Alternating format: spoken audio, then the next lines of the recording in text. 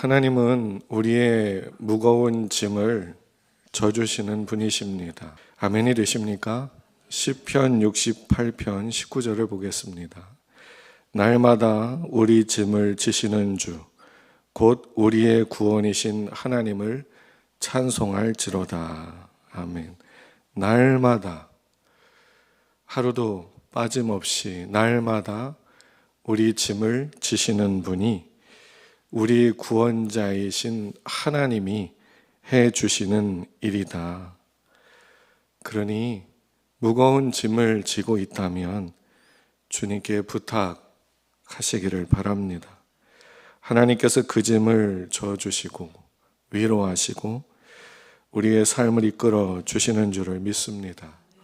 하나님은 우리가 매일매일 살아가는 우리의 일상에 대해서 무관심한 분이 아니시고 우리가 직면한 문제들을 외면하시는 분이 아니십니다. 하나님은 날마다 우리가 매 순간마다 지고 붙잡고 살아내야 하는 그 고통과 아픔을 이해하시고 그 짐을 함께 져주시는 분이십니다. 아멘이 되십니까? 그런데 이 성경 구절을 보는데 우리가 보는 개역개정 성경에서는 우리 짐을 지시는 분이라고 번역이 되어 있는데 이 원문에 나오는 짐을 지다 라고 하는 이 히브리어 단어가 짐을 진다 라는 뜻만 있는 게 아니라 짐을 지우다 라고 하는 뜻도 있습니다. 그래서 하나님은 사랑하는 자들에게 그들의 짐을 대신 져 주시기도 하시지만 그들에게 짐을 지우기도 하신다는 말이지요. 하나님은 우리가 지고 가야 되는 무거운 짐에 대해서 그 무게가 너무 무거우면 주님이 져 주시지만 때로는 홀로 다지지 않고 나누어 지실 때가 있고 또 어떤 때는 우리로 그 짐을 다 지고 가게 하실 때가 있다. 그런 말입니다. 그러다 보니 우리말로 번역된 이 성경 구절을 보면 너무나도 기분이 좋은데 이 단어를 해석한 주석이나 강해나 그 관련된 책들을 읽어보면 그렇게만 설명을 해주고 있지 않다 보니 조금은 섭섭한 마음이 듭니다. 아니 그거 그냥 져주면 그만이지. 그걸 뭘 그래 또 우리에게 지우시나. 어쩌면 섭섭하고 서운한 마음이 드는 거는 우리가 짐을 진다고 할 때, 주님이 우리의 짐을 져주신다고 할 때 짐꾼에게 짐을 모조리 싹 100% 맡겨버리는 것처럼 하나님이 다 알아서 지시고 우리는 그 문제랑 상관없이 룰루랄라 즐기며 가는 것을 기대하고 있어서 서운하고 섭섭한 마음이 드는 것 같아요. 그런데 하나님께서 우리의 짐을 져 주시기는 하지만 우리에게도 짐을 지우게 하시면서 우리가 너무 힘들면 그 짐을 나누어져서 그 길을 끝까지 걷게 하려 하시는 주님의 마음을, 하나님의 마음을 안다면 이 시편의 말씀이 얼마나 고맙고 감사한 말씀인지 그 의미를 깊이 깨닫게 될 것 같습니다. 그리고 오늘 방금 본 시편의 이 말씀과 같은 맥락에 있는 말씀이 바로 오늘 우리가 읽은 마태복음 11장 28절부터 30절의 말씀입니다. 이 말씀은 예수님이 직접 주신 말씀이지요. 수고하고 무거운 짐진 자들을 향해서 예수님이 직접 하나님의 입장을 그대로 대변하면서 주시는 말씀입니다. 수고하고 무거운 짐진 자가 나다 라는 생각이 드신다면 주님 앞에 나와서 그 짐을 맡기십시오. 그런데 우리가 또 생각을 해보면 세상 사는 사람들 중에는 또 짐을 이렇게까지 지고 사는 살지 않는 사람도 꽤나 많거든요. 기쁘고 그냥 즐겁게 내가 그렇게까지 무거운 짐을 지진 않았다. 그럼 그 사람들은 이 말씀에서 제외가 되는가? 주님이 부르신 수고하고 무거운 짐진 사람들은 누군가? 그거부터 한번 살펴보면 이렇습니다.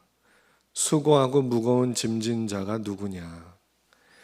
마태복음 11장 25절을 보면 이렇게 기록이 되어 있어요. 천지의 주제이신 아버지여, 이것을 지혜롭고 슬기 있는 자들에게는 숨기시고 어린아이들에게는 나타내심을 감사하나이다. 아멘. 어린아이들에게만 나타내 주신 것을 감사한다 라고 하면서 28절에 와서 수고하고 무거운 짐진 자들아 라고 부르십니다. 28절에 나온 수고하고 무거운 짐진 자는 어린아이와는 반대되는 어떤 그런 사람들이겠지요. 그럼 어린아이들이 누구냐?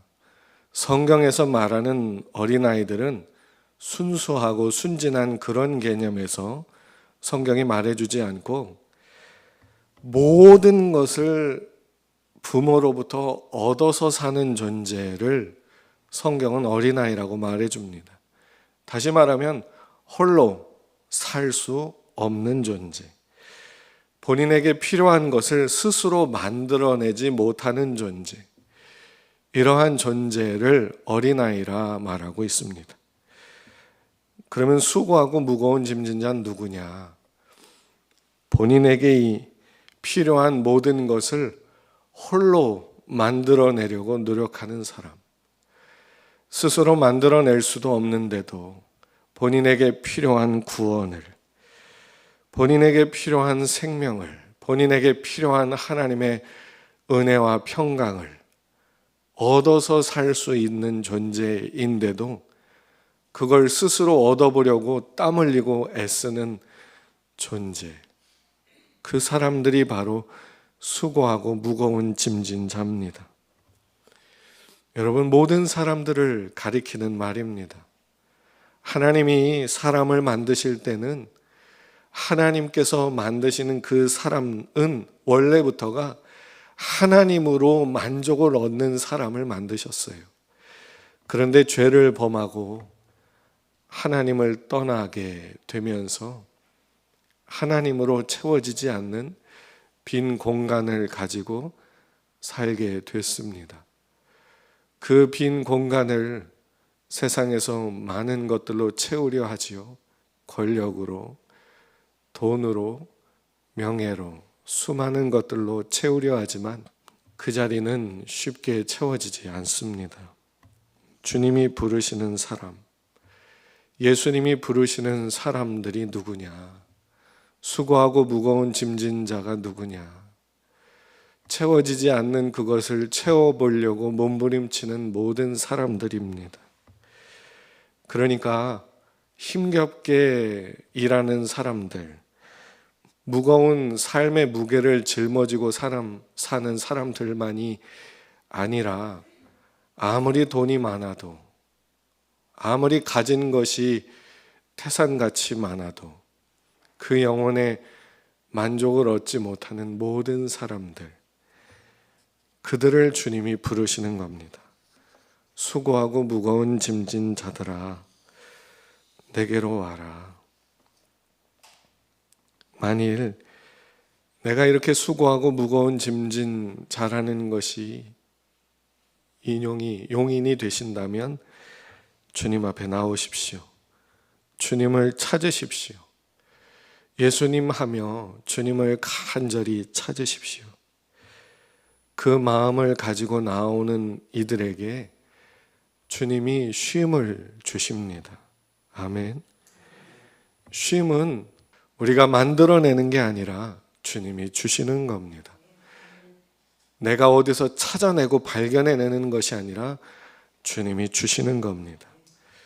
그런데 주님이 우리에게 이 쉼을 주시는 데 있어서 최소한으로 요구하시는 게 있어요.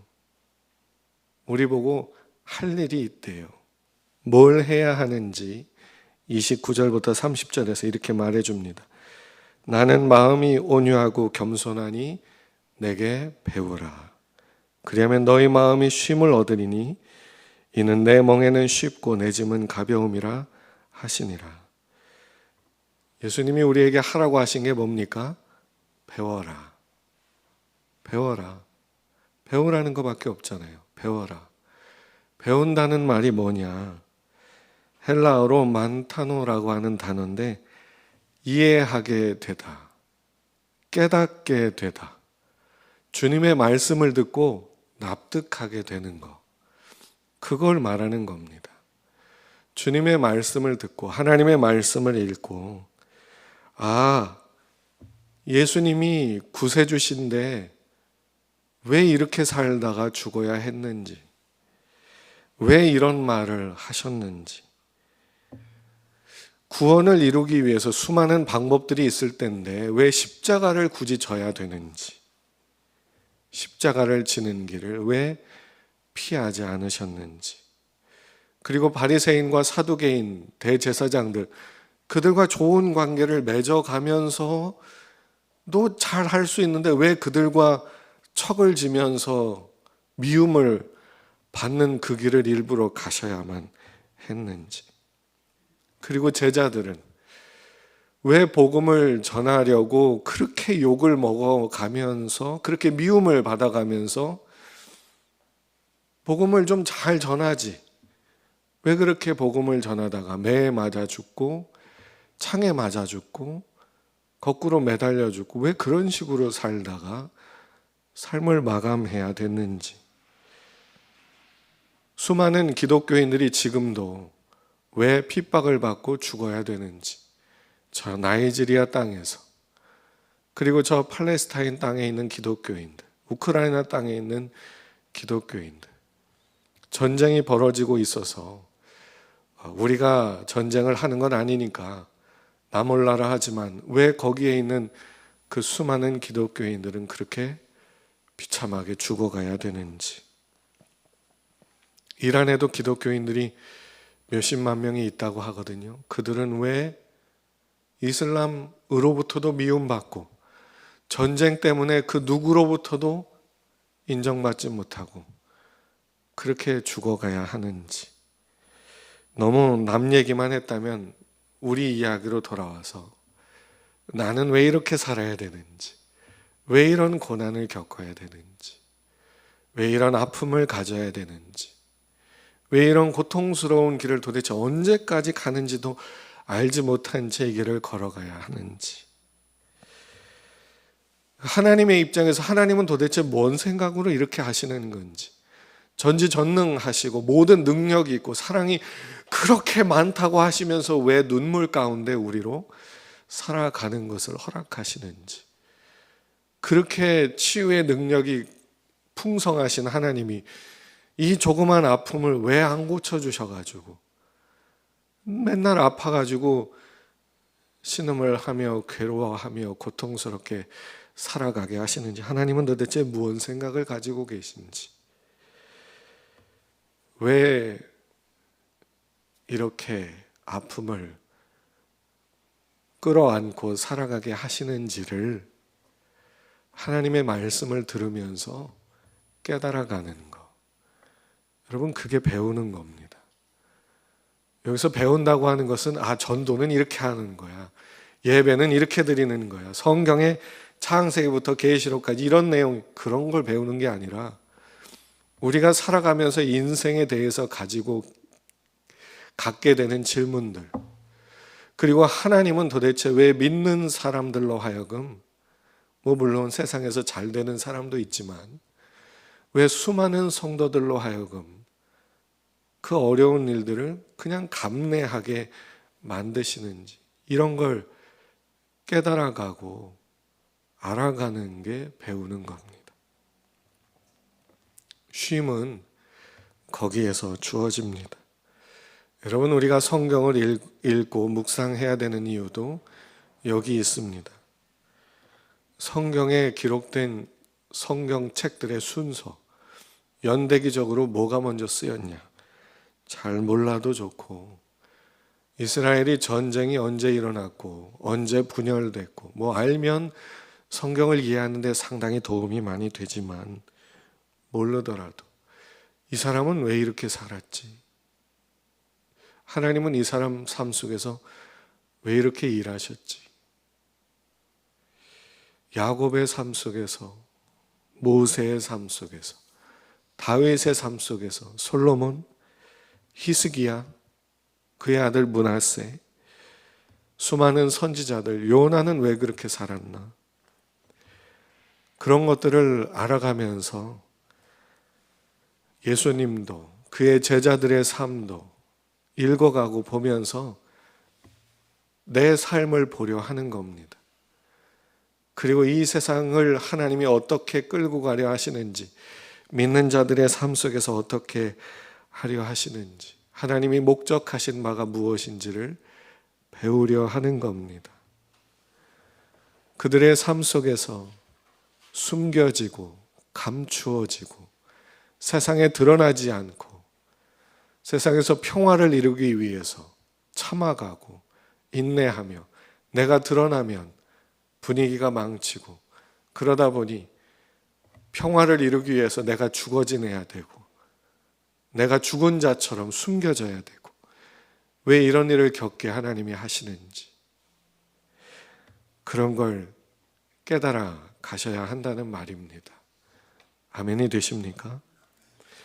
그럴 때 우리에게 쉼이 주어집니다. 이 쉼이라고 하는 게 뭐냐면 헬라어로 아나파우시스인데 이 단어가 어디에 쓰였냐면 요한계시록에 쓰였어요. 요한계시록 14장 13절을 보면 또 내가 들으니 하늘에서 음성이 나서 이르되 기록하라 지금 이후로 주 안에서 죽는 자들은 복이 있도다 하시매 성령이 이르시되 그러하다 그들이 수고를 그치고 쉬리니 이는 그들의 행한 일이 따름이라 하시더라. 여기서 그들이 수고를 그치고 쉬리니 여기서 쉰다라고 하는 이 말이 예수님이 오늘 우리가 읽은 본문에서 말한 그 쉼입니다. 이 말은 영원히 안식을 누린다라고 하는 건데 여기에 무슨 뜻이 있냐면 영원한 안식을 누린데 그냥 세상 근심 다 있고 빨리 그냥 죽어가지고 천국에 나가면 좋겠다 이런 식의 쉼이 아니라 비로소 하나님께서 왜 이렇게 세상을 끌고 오셨는지를 알게 되는 거예요. 그래서 그 천국에서 하나님을 영원토록 찬양하지 않을 수가 없고 그 하나님을 영원토록 높여드리며 영광 돌리며 감사하지 않을 수가 없는 거예요. 아멘. 천국에 가면 다 알게 되는 겁니다. 주님이 어떠한 마음으로 그렇게 하셨는지, 왜 믿는 사람들을, 왜 사랑하는 그의 자녀들을 위해서 그 고통을 겪게 하셨는지를 다 알게 되는 거예요. 쉼이라고 하는 것은 주님이 내 삶 속에 왜 이러한 일을 이루시는지를 알게 되면서 내 속에 충전이 되는 겁니다. 아멘. 영원토록 찬양하고 영원토록 하나님을 감사할 수 있는 힘이 항상 충전이 되는 거예요. 100% 늘. 그러니까 그렇게 할 수 있는 거 아니겠어요? 그렇잖아요. 아무리 재밌고 아무리 즐거운 놀이도 한두 시간 놀고 나면 지쳐요. 사람이. 어떻게 하나님께 영원토록 찬양을 하겠습니까? 그 힘이 계속 채워지니까. 그래서 주님이 주시는 쉼이라고 하는 건 충전이 되는 겁니다. 충전이 돼서 살아갈 힘을 또 얻게 되고 또 고통스러운 삶이라 해도 또 살아낼 용기가 생기는 겁니다. 주님 안에서 쉰다고 하는 것은 뒤로 빠지고 나 이제 힘들어서 다 못해. 아무것도 안 할 거야. 그러면서 뒤로 쑥 빠지는 이게 아니라 주님 안에서 충전이 되는 거예요. 근데 이 충전이 어디서 옵니까? 하나님의 말씀을 깨달아가면서 오는 겁니다. 아멘. 하나님의 말씀을 날마다 매 순간마다 깨달아 가시기를 축복합니다. 아멘. 그래서 하나님은요, 우리로 이 말씀들을 깨닫게 하시려고 날마다 우리를 권면하시고 가르치시고 이끌어 주십니다. 지금 당장 못 깨달아진다 하셔도 좋습니다. 때가 되면 하나님이 반드시 깨닫게 하실 것이고 알게 하실 겁니다. 그러면 그랬구나 하면서 감동이 되면서 힘이 막 부어지는 거예요. 그래서 전에는 못했던 그 길을 가게 되는 거고, 못했던 주님을 더 내가 따르며 순종하게 되어지는 겁니다. 아멘. 하나님께 기도하십시오. 하나님의 말씀이 내게 날마다 깨달아지게 해 주십시오. 머리로만 깨달아지는 게 아니라, 물론 머리로도 깨달아져야 가슴으로도 내려오지요. 하나님의 말씀이 먼저 내 머릿속에서 깨달아지고 기억이 나고 생각이 나게 해주셔서 그것이 내 속에 심령 가운데 깊이 이해가 되고 깨달아지고 알게 해주셔서 내게 그 주님의 능력이 충전이 되고 채워지고 정말로 만족이 되게 해달라고 늘 기도하시기 바랍니다. 하나님이 반드시 응답해 주시고 반드시 역사해 주실 줄로 믿습니다. 오늘 아까 우리가 예배를 드리면서 찬양을 불렀어요. 찬송가 337장을 불렀죠. 내 모든 시험 무거운 짐을. 이 찬양과 관련된 이야기가 하나 있습니다. 1950년 6.25 한국전쟁이 발발했을 그때에 저 북쪽에 살고 있던 평범한 한 가정이 이제 전쟁이 나니까 남쪽으로 피난을 오잖아요. 근데 38선을 넘어서 남쪽으로 내려오던 그 인민군, 그 첩자들이 이제 체포가 됐습니다. 미군 첩보부대에 의해서 같이 내려오던 그 한 무리가 체포가 됐습니다. 그때 얼마나 많은 피난민들이 내려왔겠습니까? 그런데 이 미군 부대 요원들이 안 거예요. 저 사람들은 간첩이다. 그래가지고 그들을 이렇게 체포를 한 겁니다. 피난민들 속에서 몰래 파묻혀가지고 내려오려고 하다가 이제 붙잡힌 거지요. 같이 내려가가지고 중요 시설 파괴하고 이제 주요 인물들 암살하려고 내려온 사람들이니까. 유엔군 사령부에서 이 붙잡힌 사람들을 처형하라 명령이 하달이 됐습니다. 이들을 처형하기 전에 한 유엔군 장교가 한국 통역 장교한테 혹시 이 사람들 중에 교회 나가는 사람이 있는지 물어봐라. 왜냐하면 살려주기라도 하자, 아마 이런 생각이 들은 모양이에요. 그런데 교회를 나가는 증거로 찬송가를 한 장 불러야 된다라고 한 거예요. 그러니까 거기서 어떻게든 살아보려고 한 사람들이 나 교회 다닌다고 얼마든지 말할 수 있는데 찬송가를 모르니까 문제가 되는 거죠. 근데 그 중에 있던 한 사람이 앞으로 나옵니다. 그리고는 옆에 있는 사람들 눈치를 보면서 찬송을 부르기 시작합니다. 내 모든 시험 무거운 짐을 주 예수 앞에 아뢰이면 1절을 부르고 끝나고 2절을 부르고 3절을 부르고 4절을 부르는데 가사도 맞고 박자도 맞고 그리고 4절을 부를 때쯤에는 막 울면서 부르는 거예요.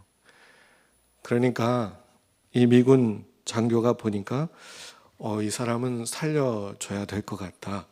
그래서 통역 장교한테 얘기를 해가지고 4절이 아직 다 끝나지 않았지만 이 사람은 살려주자 그랬다는 겁니다. 그런데 알고 봤더니 이 사람은 그 북한 첩자는 아니었다는 거예요.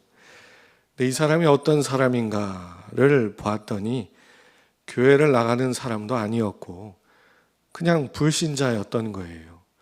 그리고 어떤 사정이 있나 그걸 봤더니 이 사람이 결혼을 할 때 참 신앙이 좋은 아내를 만나서 결혼을 하게 됐지요. 근데 이 사람은 그 아내가 교회 나가는 걸 그렇게 싫어했대요. 그래서 아내가 남편 몰래 교회를 나갔답니다. 그러다가 교회 나가는 걸 들킨 거예요. 그래서 이 남편이 너무 화가 나가지고 자기 아내 머리를 쥐어잡고서 동네를 끌고 다니면서 고래고래 소리를 질러가면서 욕을 해댔죠. 창피를 주려고, 교회 못 가게 만들려고 그런 짓을 한 거예요. 그런데 주일이 돼서 교회 새벽 종소리가 울리면 이 아내가 남편보다 일찍 일어나서 또 교회를 가는 거예요. 그렇게 교회를 갔다가 오면은 또 남편한테 두들겨 맞는 거지. 그런데 이렇게 맞으면은 이 아내가 항상 그 옛날 부엌 있잖아요. 따로 이렇게 가마솥 있는. 거기 혼자 가가지고서 찬송을 부르는 거예요.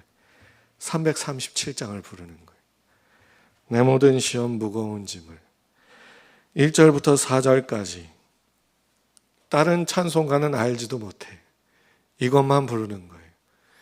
10년 동안을 그렇게 살았대요.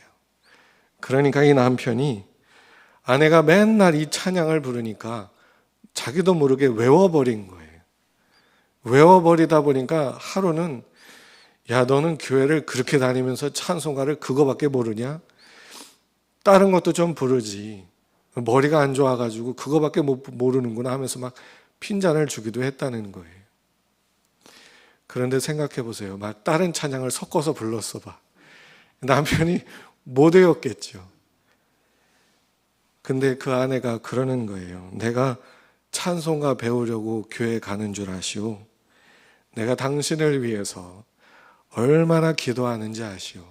또 혹시 모르고 당신이 나중에 목사가 될지 웃기는 소리 하지 말라고 소리를 질렀다고 하는데 10년 동안을 그 찬양만을 듣다 보니까 자기도 모르게 가사 하나하나가 곡조 하나하나가 다 머릿속에 박혔던 거지요. 그러다가 전쟁이 터졌고 아내가 당신 먼저 가라고 아이들을 자기가 데리고 쫓아가겠다고 이 못된 남편이 지 혼자 내려온 거지요. 그렇게 내려오다가 그때 첩자들한테 붙잡혀가지고 어쩔 수 없이 같이 내려오던 중이었다는 거지요.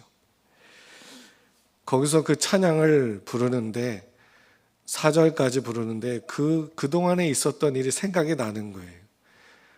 아, 그래서 10년 동안 나한테 찬양을 가르쳐 준 거구나.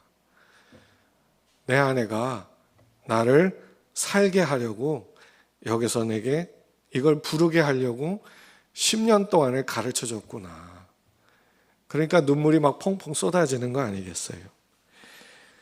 그렇게 해서 내려와 가지고 교회를 나가고 목사님이 됐대요. 아내와 만났는지는 모르겠습니다.